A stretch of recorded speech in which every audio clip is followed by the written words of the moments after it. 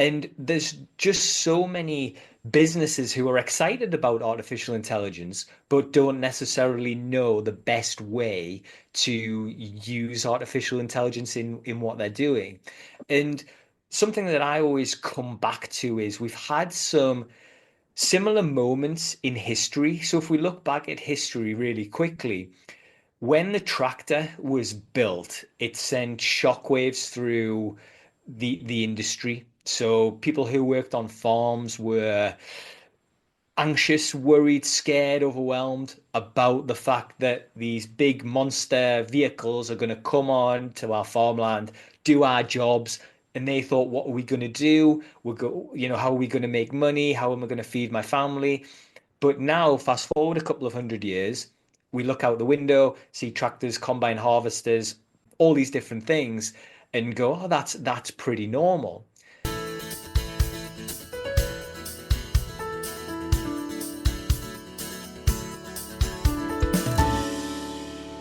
Hello and welcome to episode 217 of the Quiet and Strong podcast, especially for introverts.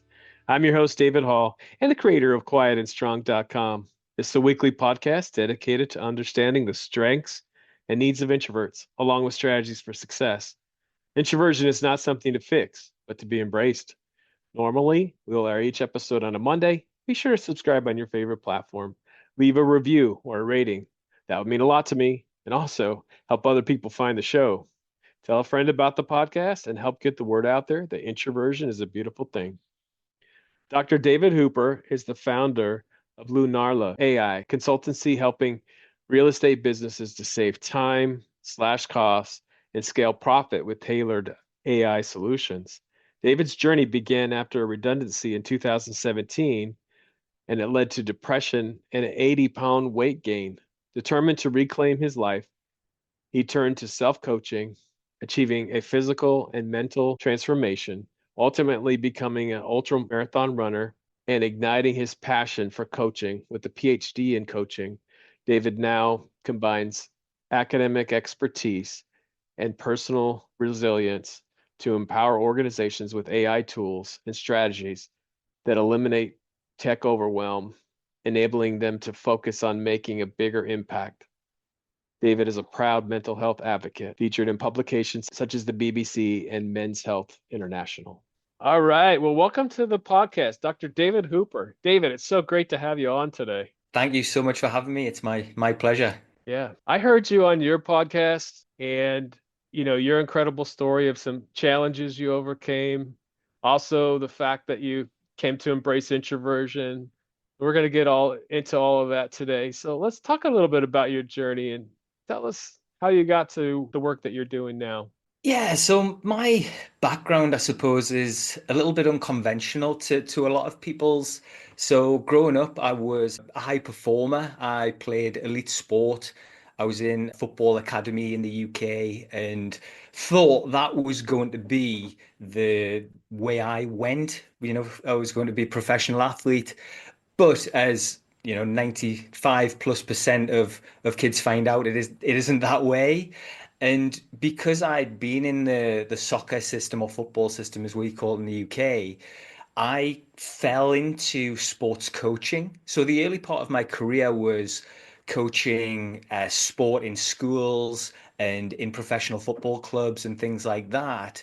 And I really enjoyed that, but I really enjoyed working with adults. So I did some coach education stuff, and that took me into lecturing at a university.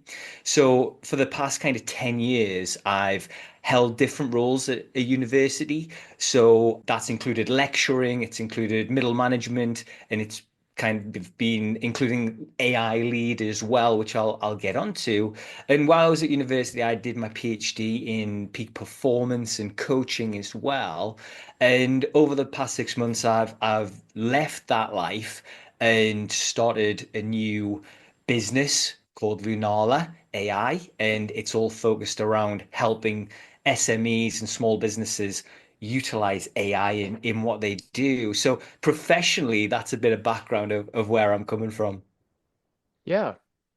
And like I said, I listened to you on your podcast, just talking about some challenges that you Yeah. got into. Did that lead to the PhD in peak performance coaching? Which came first? Yeah, they overlapped. So I had a real challenge. I've had many challenges actually, but the biggest, I suppose, happened in 2017. So my whole goal had been to become a lecturer at a university, and I was made redundant from that role in the July of 2017. And I was about halfway through my PhD at this point, but my whole purpose had been tied into getting my PhD and becoming a lecturer. My dad had done that and wanted me to do it. He didn't get his PhD, so I've got a little tick on the box there. But he was very much he wanted me to go down this route, and I felt awful when I got made redundant, and it turned me upside down. It sent me into a spiral. And what happened was over the next 6 months, I put on 80 pounds of body fat. So I was literally locked in the house, eating takeaways 3, 4, 5 times a week, bottles of wine every night. I didn't want to leave the house.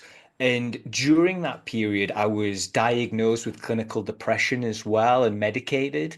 So within 5 or 6 months of me being in my dream role, having this great job, doing my PhD, my whole purpose was tied to this. I found myself officially morbidly obese, clinically depressed, redundant, and unable to leave the house. And it took until Christmas that year. So about 6 months later, my wife and I were at Christmas at my in-laws, and I got given a present from my mother and father-in-law, and it was a t-shirt, and it was I always get it slightly wrong. It was an XXXL. It was a triple XL t-shirt, and I held this t-shirt up, and I looked at it, and I just couldn't believe where I was or what I'd kind of become, because that was the right size for me. And it was looking at that visual piece of clothing and quickly having a flashback and thought, 6 months ago I was wearing a small t-shirt. I was an Wow. athletic guy. That was my whole thing, this elite peak performer. And I had a moment, and I want to say this was my rock bottom moment. However, about 10 minutes later, after I said in my head, I'm never going to wear this t-shirt, thank you very much. But in my head, I was thinking, I'm getting to work after Christmas. We were sitting around the Christmas table, and I was sitting opposite my father-in-law, getting stuck into some turkey and things. And my shirt that I was wearing was so tight. It was where the you could see the skin through my buttons because it was pulling apart so much. And I had to excuse myself from the Christmas table to go and put on the triple XL t-shirt. And I put it on, and I just that was the moment. That was my rock bottom moment. So I went back to the dinner table, left half of my meal, felt sick to my stomach, but it was a great moment as well because I knew that I'd felt something. Now, the bit I'd left out of my story is because of the medication I was on, I was purely numb to the world. I didn't feel happiness. I didn't feel sadness. I was just in this low numbness for about 6 months. And then we got to January, and I started to get to work on myself. And the another key moment in my journey was the 2nd of January. I was still unemployed. My wife had gone off to work. I'd got into my running kit, and I said, I'm gonna go and run 6 miles.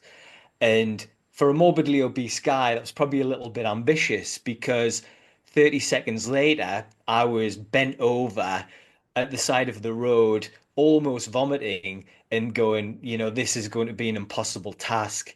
And I know it was that far because I could still see the gate at my house. And I thought, you know what? I'm gonna just go home. This is a non-starter. I've got a real problem here. And I walked to my gate, and there was a moment where I held the handle to open it, but I knew if I went inside, I was gonna go and binge eat. So what I did, I walked past the gate and managed to walk about 3 miles that day. And I came home, felt incredible. And it was that little bit of action that really set the wheels in motion for a lot that happened over the next 6 months. So over the next 6 months, I lost the 80 pounds that I put on. I started to work on my mental health and my mindset and developed some mental toughness that was really needed and was I managed to get off my medication and was kind of signed off from my depression. And I also started my first business as well during that time, which was helping other people with mental health issues use exercise to improve it. So it's been a whirlwind kind of journey, but one that I look back on now and think that was a really key moment in my life. Yeah. So what was it that you did to change your mental health and your mindset? A lot of it was around reframing. So one of the things I'm really passionate about is looking at things from different perspectives. So I saw the three really big challenges in my life, which were the depression, the morbid obesity, and the redundancy, as three opportunities. That was the first thing. So I saw my morbid obesity as the chance to resculpt my body and become the athlete that I knew I could be. I saw my redundancy as an opportunity to create a business that I'd been putting off for years. And I saw my depression as an opportunity to go and really find what made me fulfilled and what made me happy. And just by those little tweaks, putting that new perspective on things, really transformed how I saw the situation I was in. Suddenly, it was, oh, in 6 months I could have all these great things going for me, and that gave me, a lot of energy. But when it comes to mindset, I don't love the word hacks, but mindset hacks or techniques, things like journaling played a big part in what I do, trying to bring it back to gratitude and what I'm grateful for. And I realized that I'd been focusing a lot of the wrong things. The gratification of hopefully getting a PhD, the gratification of getting a job that paid well, all of these things that I'd been hanging my hat on from quite a young age, really they're insignificant compared to the love that my wife has for me. I've got a dog, Luna, my German Shepherd. I've got a cat called Arwen, who are the real pillars of my life now.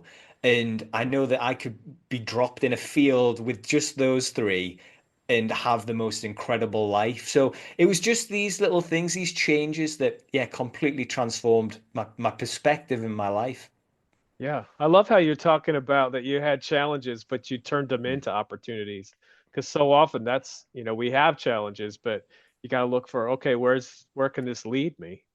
Yeah, definitely. I think that is so powerful. And there's some great reframing techniques that I love. I love that the one that I've mentioned around, can you put a more positive spin on it?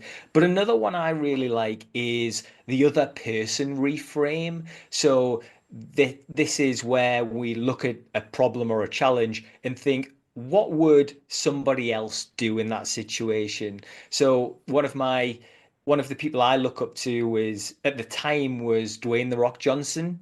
And I remember not wanting to work out and thinking, what would The Rock do here?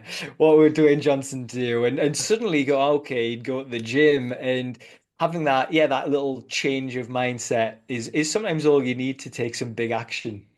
Yeah, what would The Rock do? I love that. I heard he actually travels with it. His gym travels with him, so he's always Yeah. working out.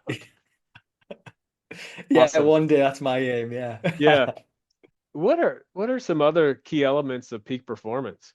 I think there's a couple that I'm really interested in. I think the first one that I always like to underpin is the joy element. So when you hear peak performance, it's very much work. I've got to go and work, and that certainly is part of it. But for me, doing something you love or feel passionate about is really important.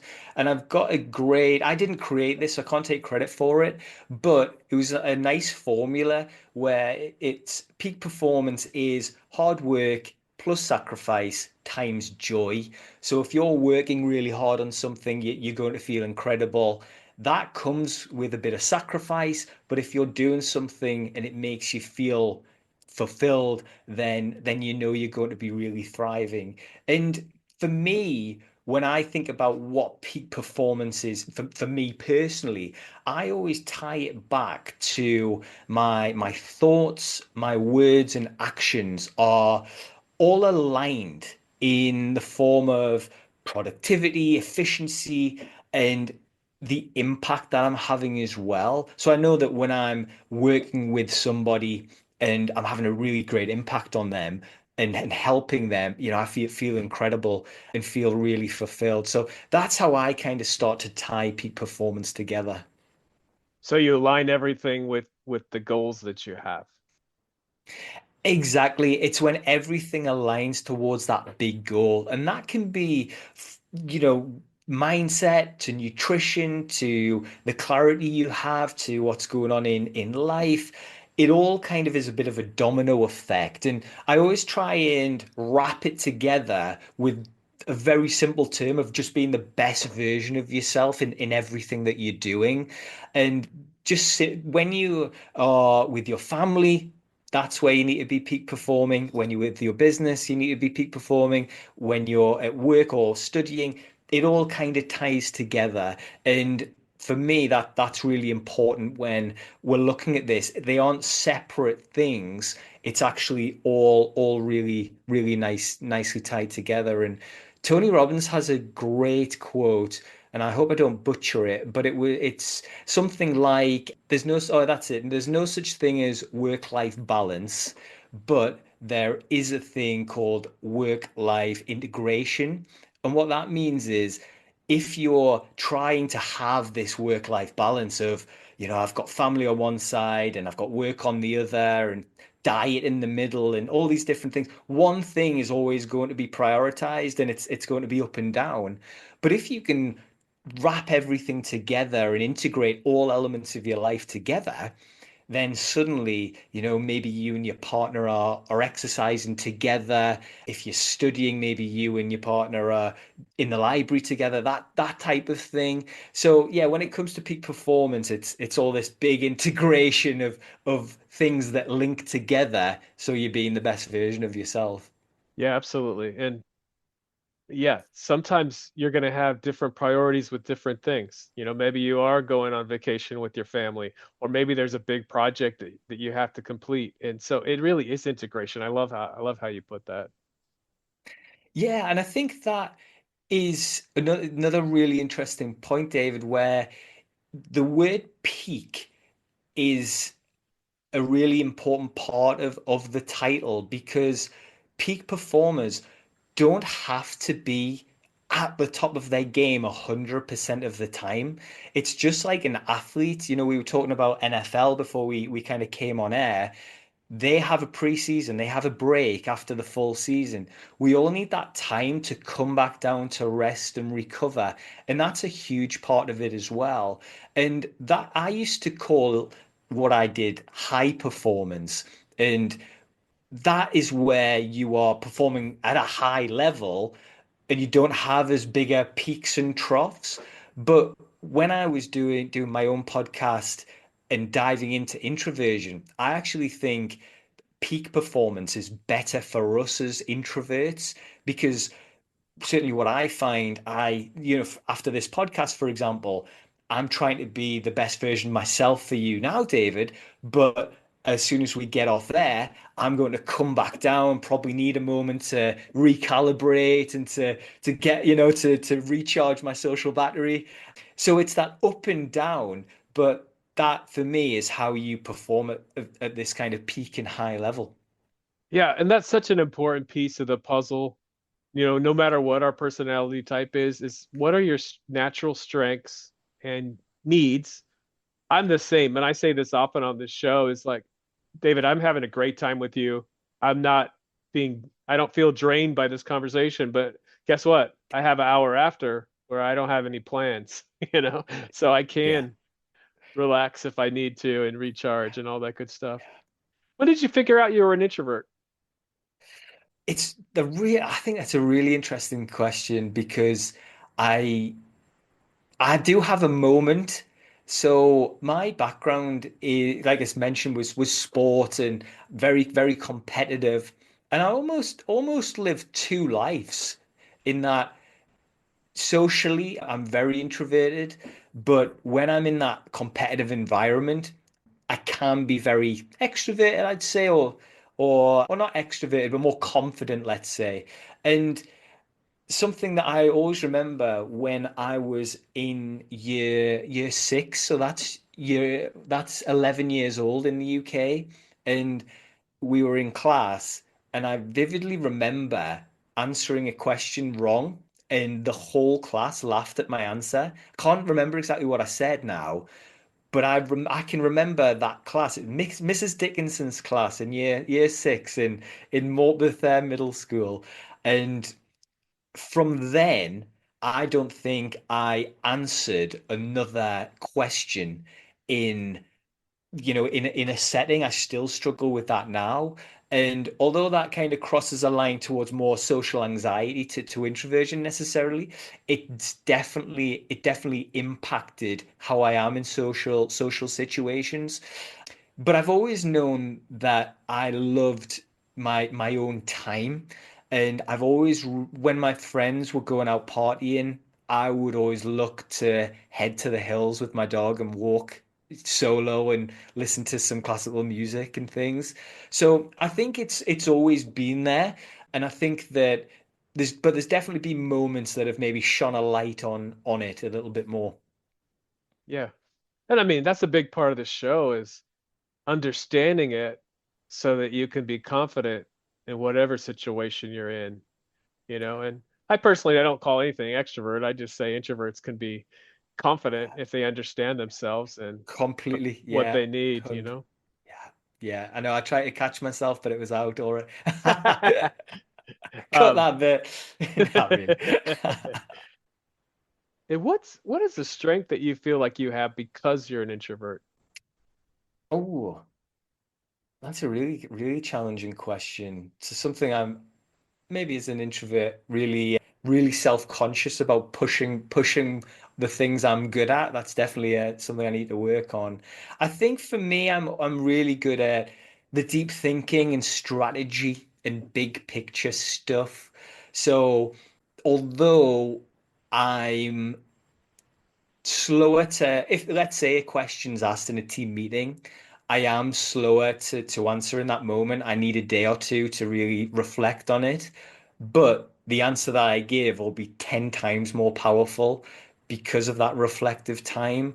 And that's been really helpful when was reflecting on the opportunity to start my own business. So I didn't really want to do the AI lead role at a university. I was kind of given it.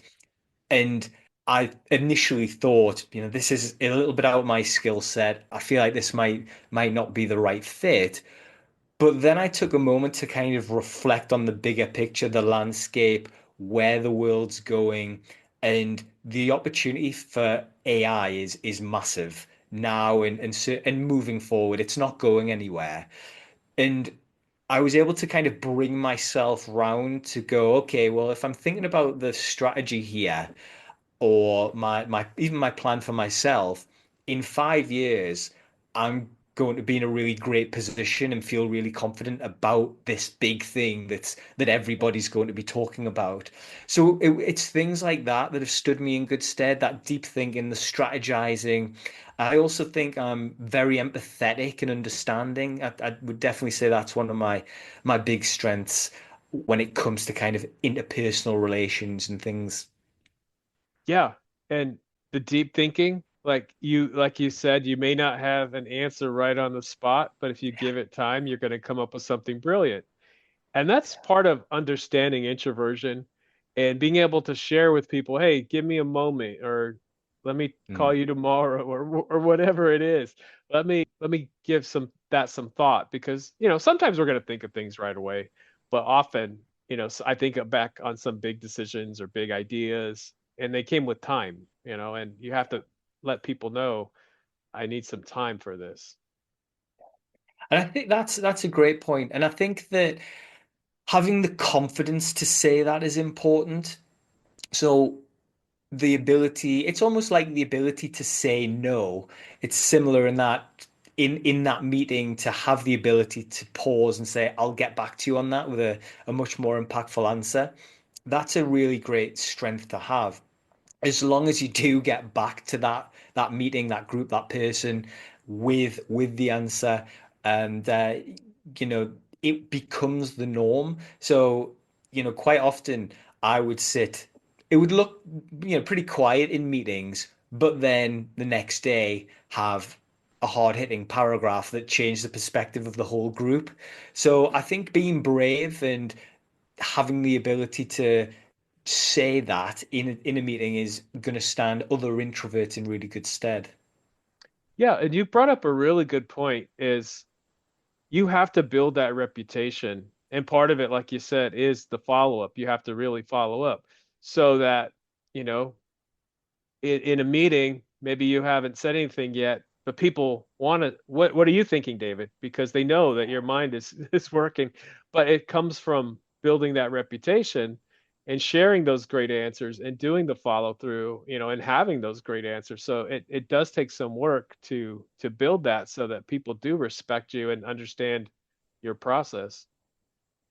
Yeah, it does. It does. And I built that skill from quite a younger age. So I started educating when I was 23 initially as an associate lecturer and then a full-time lecturer after that. And something that my dad always reminded me of was you only really need to be the next page ahead in a textbook. So you need to be just slightly ahead of whoever you're working with. And he also said, if you get a question, don't just make something up. Have the confidence to say, I'm not certain on that. Let me get back to you. And, students, it didn't happen too often, but it did happen where I wouldn't know the answer. Maybe it was a technical question or something out of the ordinary. But I built up that skill from a young age. And even now, when AI gets asked, I've been fortunate enough to develop into an AI keynote speaker and delivering masterclasses and all these different things. AI is moving so quickly. It's a full-time job just to keep up with what's going on. So more regularly I'm being asked, have you heard of this app or have you done this with AI or whatever. And I'm like, I have to go, oh, I haven't heard of that. What is it? I'll make a note of it. I'll go and do the thing and then I'll get back to that person. And you're right, it just builds that reputation, one of knowledge of the area, but also as someone who does what they say they're going to do, which is a very quick and easy way to build a great reputation. Yeah. So you shared that you didn't really mean to get into AI, but it kind of happened, and you seized the opportunity. Tell us about the work you're doing with AI and helping businesses become more efficient, more profitable.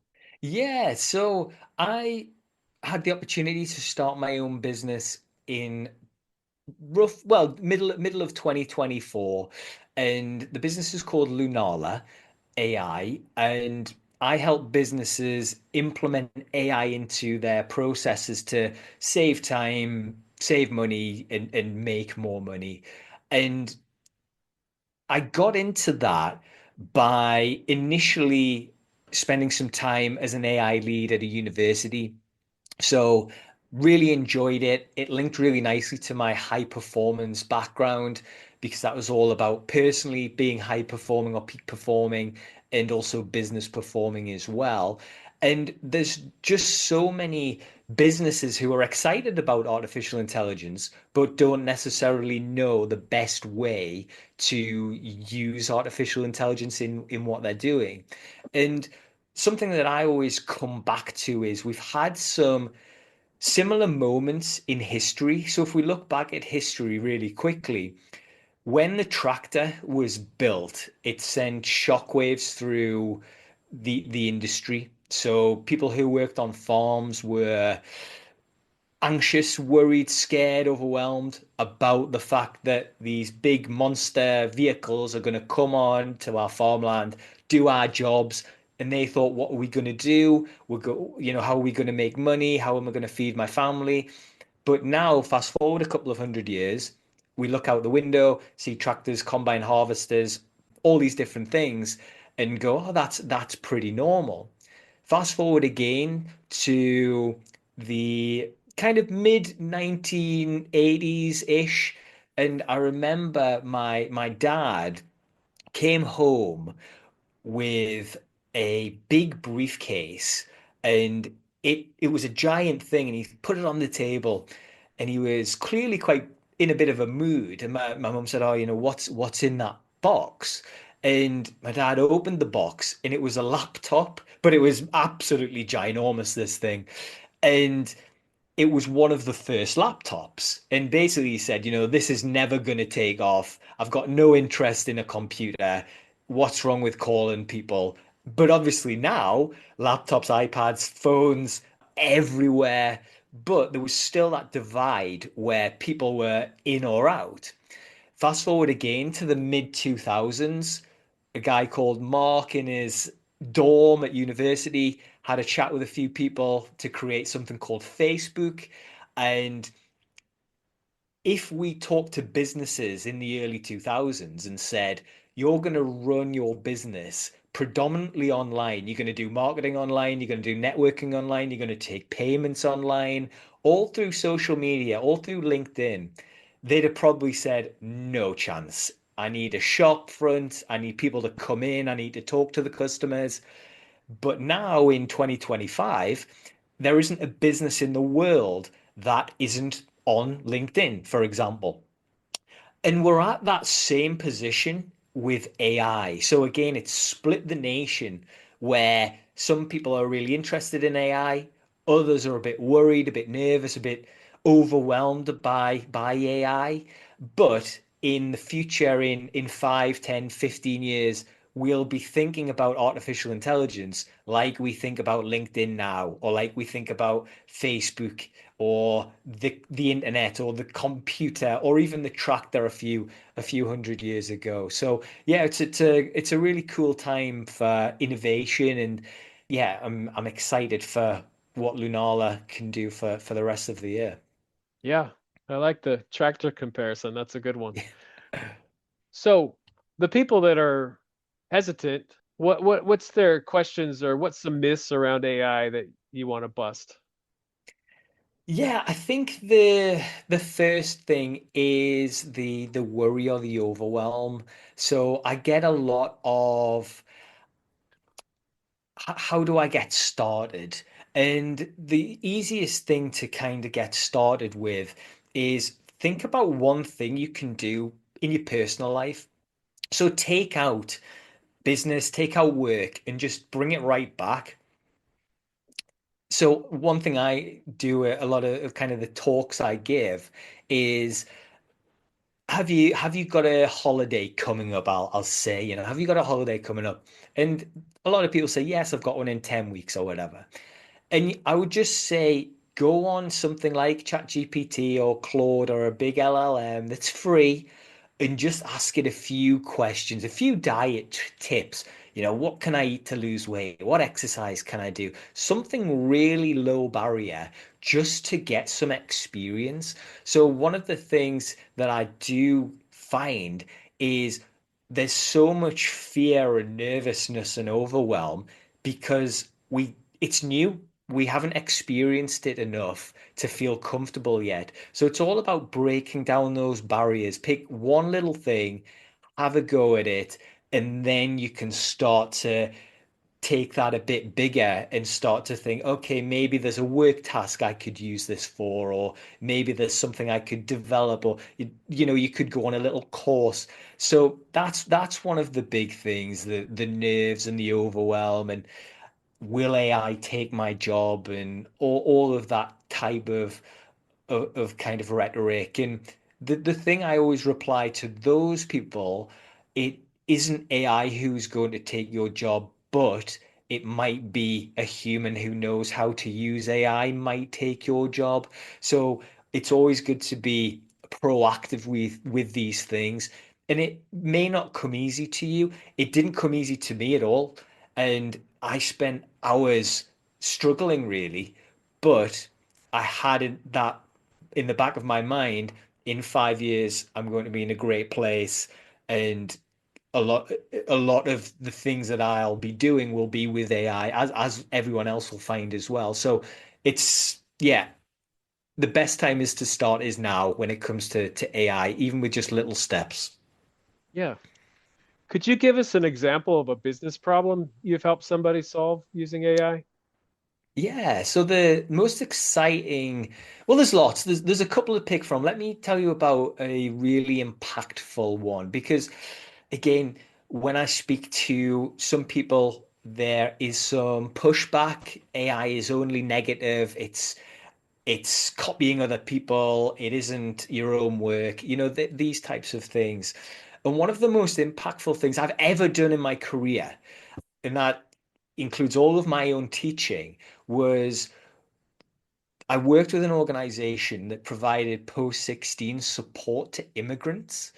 And what they needed was a mechanism to provide support out of office hours. So what that organization found was that a lot of their kind of clients were either night shift workers or kind of slept at different hours to this what the staff had available.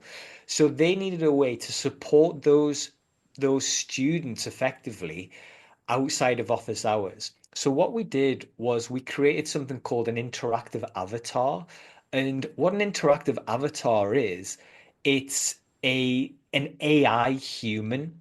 So it looks like a human, it talks like a human, but it's actually some artificial intelligence. And we created something called a knowledge base, which is where we give the AI all the answers to every question that it needs. And what that meant was those students who were night shift workers could get support for their assignments at 2 o'clock in the morning. They could get interview help at 4:30 in the morning. They could get it at all these different times when tutors weren't available. And we also tweaked it so that they could receive that support in their own language as well. So it was incredibly fulfilling to be able to give this kind of software to these students and say, you've now got 24 hours support anytime you need it. Obviously, they could book in with humans as well if they needed to, but for these out of office kind of queries, they could get this really, really great support. So that was, yeah, something that is one of my best moments in work for sure. Cool. Do you have any examples of just how you've helped, how AI's helped just improve business processes?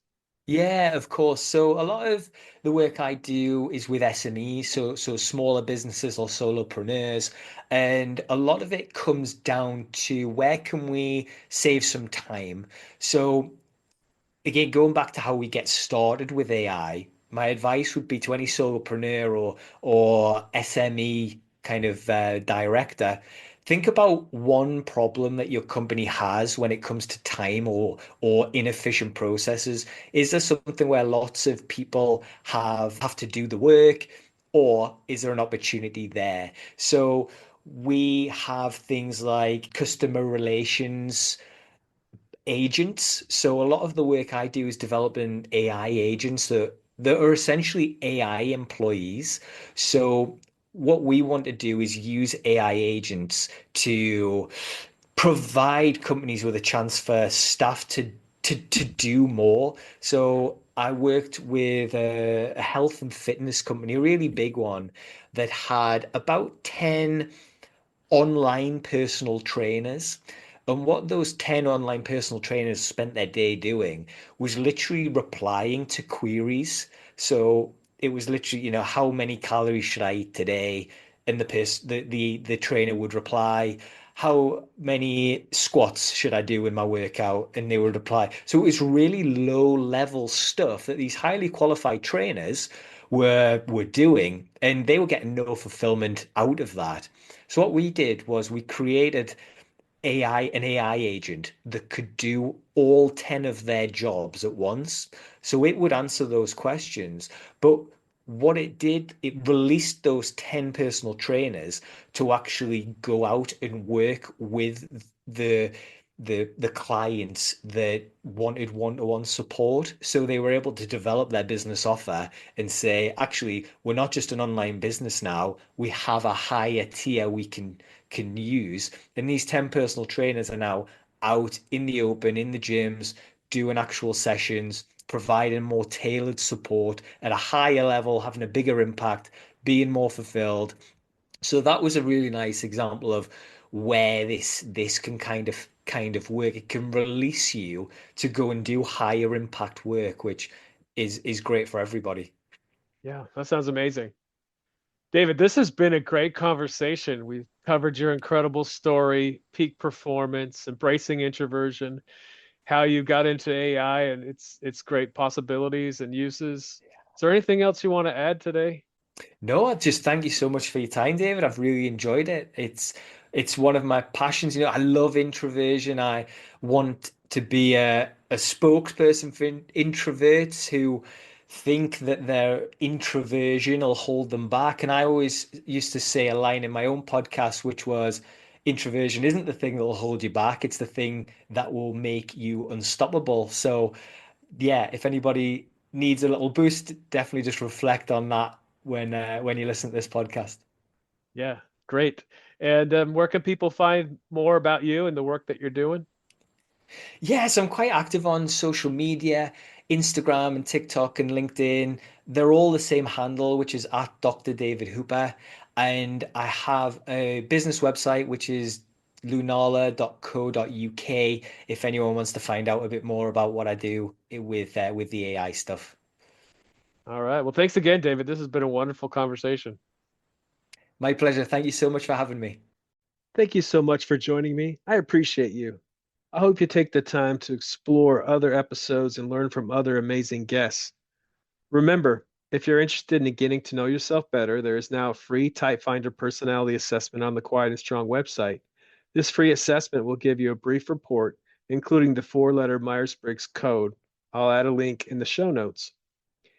And I'd love to connect with you. Reach out at david@quietandstrong.com or check out the quietandstrong.com website, which includes blog posts and links to social media for Quiet and Strong and much more. Send me topics or guests you would like to see on the show. So many great things about being an introvert, and so we need those to be understood. Get to know your introverted strengths and needs and be strong.